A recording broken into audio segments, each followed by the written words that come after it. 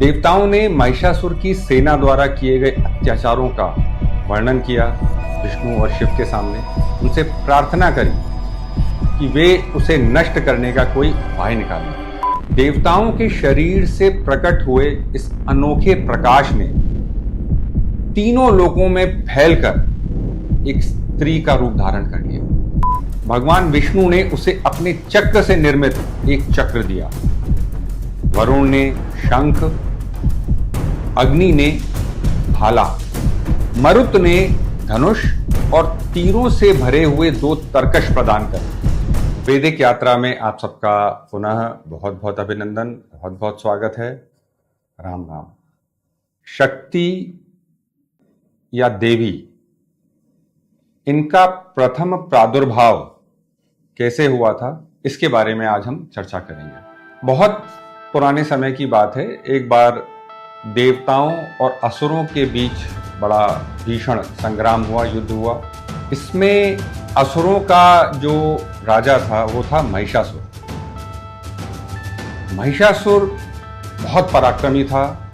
उसने देवताओं को पराजित कर दिया, स्वर्ग से बाहर निकाल दिया, स्वयं स्वर्ग का अधिपति बन करके वहां पर राज्य करने लगा। देवताओं के सारे अधिकारों का उसने अपहरण कर लिया। चारों तरफ त्रास ही त्रास, हर प्राणी को घोर पीड़ा देने लगा। त्राही त्राही मच गई। देवताओं ने ऐसा सोचा कि अब उनको ब्रह्मा जी की अगुवाई में विष्णु और शिव के पास जाना चाहिए, उनसे ही प्रार्थना करनी चाहिए महिषासुर के इस अत्याचार से छुटकारा दिलाने के लिए।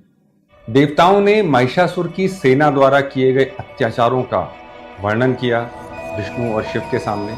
उनसे प्रार्थना करी कि वे उसे नष्ट करने का कोई उपाय निकालें। देवताओं के शब्द सुनकर के भगवान विष्णु और भगवान शिव अत्यंत क्रोधित हुए। भयानक रूप से उनकी भ्रिकुटी तन गई, आंखें लाल हो गई। सहनशीलता अवश्य ही एक बड़ा असाधारण गुण होता है, लेकिन इसे कमजोरी का संकेत नहीं मान लेना चाहिए। सहनशीलता की एक सीमा होती है, फिर चाहे वो भगवान ही क्यों ना हो। दूसरे शब्दों में अगर इसको कहा जाए तो जब जब पाप और अनैतिकता बढ़ जाते हैं और शासन करने लगते हैं, तो मान लेना चाहिए कि अब परिवर्तन या आत्मविकास का समय आ गया है। भगवान विष्णु, शिव और ब्रह्मा, इनके क्रोध से, उनके तेज से एक महान तेज, एक महान प्रकाश प्रकट हुआ। भगवान ब्रह्मा मनस यानी मन, विष्णु जीवन ऊर्जा यानी कि प्राण, और भगवान शिव ज्ञान का प्रतिनिधित्व करते हैं। जब ये तीनों मिल जाते हैं तो एक दिव्य प्रकाश उत्पन्न होता है जो व्यक्ति के विकास का मार्ग प्रशस्त करता है। इसके बाद इंद्र और अन्य देवताओं के शरीर से भी इसी प्रकार का तेज प्रकट हुआ और ये सारे प्रकाश मिलकर के एक हो गए। सभी का तेज एकीकृत हो गया। इस प्रकाश का संकेंद्रण ऐसा दिख रहा था जैसे एक पहाड़ रूपी विकराल आग सभी दिशाओं में फैल रही है। देवताओं के शरीर से प्रकट हुए इस अनोखे प्रकाश ने तीनों लोकों में फैलकर एक स्त्री का रूप धारण कर लिया। शक्ति या देवी का यह प्रथम प्रादुर्भाव था। भगवान शिव के तेज से इसका चेहरा बना, यम के तेज से उसके बाल, विष्णु के प्रकाश से उसकी भुजाएं बनी, चंद्रमा के प्रकाश से उसके 2 स्तन, इंद्र के तेज से उसकी कमर, वरुण के तेज से उसकी पिंडलियां और जांघें बनी, पृथ्वी तत्व के तेज से उसके कूल्हे बने, ब्रह्मा के तेज से उसके पैर और सूर्य के प्रकाश से उसकी उंगलियां, वसुओं के तेज से उसकी नाक बनी, प्रजापति के प्रकाश से उसके दांत, अग्नि के तेज से उसकी 3 आंखें बनी, प्रातःकाल और संध्या काल के प्रकाश से उसकी दोनों भौहें बनी, वायु के प्रकाश से उसके कान बने और अन्य सभी देवताओं के तेज से उसकी बाकी बची हुई पूरी आकृति पूर्ण हुई। महिषासुर के अत्याचारों से पीड़ित सभी लोग देवी का दर्शन पाकर के अत्यंत सुखी हुए, खुश हो गए। भगवान शिव ने उसे अपने त्रिशूल से ही निर्मित एक त्रिशूल भेंट करा। भगवान विष्णु ने उसे अपने चक्र से निर्मित एक चक्र दिया। वरुण ने शंख, अग्नि ने भाला, मरुत ने धनुष और तीरों से भरे हुए 2 तरकश प्रदान करे। इंद्र ने अपने वज्र से बना वज्र दिया और अपने हाथी ऐरावत से एक घंटा। यम ने अपने दंड से बना करके एक दंड दिया। वरुण ने उसे पाश प्रदान किया। ब्रह्मा ने उसे अपनी माला और कमंडलू भेंट करे। सूर्य ने अपनी किरणों से उसकी त्वचा के सभी रोम को भर दिए। काल ने उसे एक निष्कलंक तलवार और ढाल दी।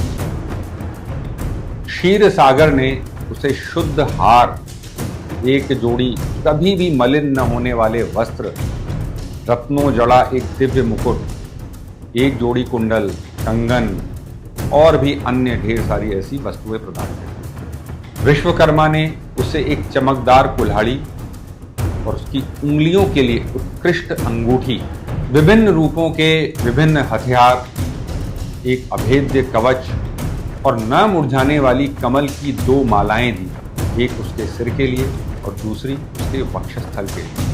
समुद्र ने उसे हाथ में पकड़ने के लिए एक बहुत ही सुंदर कमल प्रदान किया। हिमालय पर्वत ने उसे सवारी के लिए एक सिंह दिया। कुबेर ने उसे सोमरस का एक सदैव ही भरा रहने वाला प्याला दिया। सर्पों के स्वामी शेष ने उसे बहुमूल्य रत्नों का हार भेंट किया। अन्य सभी देवताओं ने भी उसे आभूषण और हथियार प्रदान करे। देवताओं द्वारा सम्मानित होकर के उसने बार बार गर्जना करना आरंभ किया। यह अनंत अत्यधिक महान गर्जना पूरे आकाश में गूंज उठी। यह सभी लोकों में फैल गई। पृथ्वी कांप उठी, पहाड़ हिलने लगे। देवताओं ने उसकी प्रशंसा करी और स्तुति करना आरंभ करा। पृथ्वी उसके पैरों की ठोकरों से डगमगाने लगी। उसका मुकुट आकाश को छूने लगा। उसकी धनुष की प्रत्यंचा की आवाज ने सभी लोगों को हिला करके रख दिया। उसकी हजारों भुजाएं 10 दिशाओं में फैल गईं। इसके बाद देवी और देवताओं के शत्रु महिषासुर के बीच युद्ध शुरू हुआ। बहुत समय तक ये युद्ध चला और अंत में देवी ने महिषासुर का उसकी सेना के साथ समूल नाश कर दिया। देवता प्रसन्न हुए, उनको उनका अधिकार वापस मिला। स्वर्ग वापस देवताओं से सुसज्जित हो गया। देवी का यह प्रसंग दुर्गा सप्तशती में बड़े विस्तार से बताया गया है। इसका एक बहुत ही छोटा सा भाग आज हमने आपके समक्ष प्रस्तुत करा है। आने वाले प्रसंगों में इसके बारे में और चर्चा करते रहेंगे हम। हमारे साथ बने रहें। आप सबका बहुत बहुत अभिवादन, बहुत बहुत धन्यवाद। राम राम।